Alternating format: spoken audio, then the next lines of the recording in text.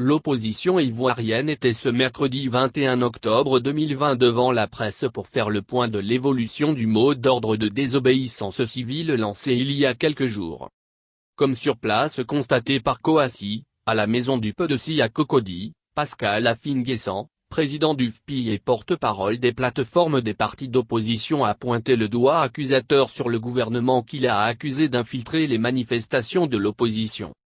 À ce rendez-vous avec la presse à Cocody, le président du conseil régional du Moronou, contre un nouveau mandat du candidat d'Alassane Ouattara, a prévenu que s'il n'y a pas eu d'élection le 31 octobre, les Ivoiriens devront se doter d'un gouvernement de transition.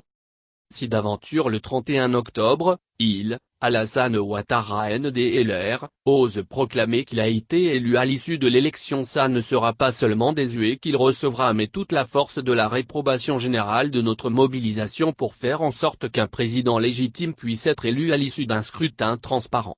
Parce que pour nous, si rien ne change, l'après 31 octobre sera de la même teneur que l'avant 31 octobre, a affirmé le député de Bongouanou.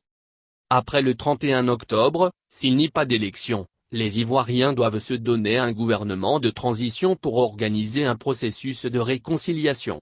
Parce que nous ne pouvons pas laisser le pays sans gouvernement. Si le mandat de ceux qui sont en place est terminé, il faut bien qu'il y ait un gouvernement pour gérer transitoirement le pays en attendant que les Ivoiriens de façon souveraine se donnent un nouveau chef d'État, a lâché Pascal Afin-Guessant. Enfin, le président du FPI a précisé que l'opposition ne participera pas au dialogue de ce jour mercredi 21 octobre parce qu'il n'y a plus de Premier ministre et de Président de la République. Il y a les candidats du RHDP face aux candidats de l'opposition.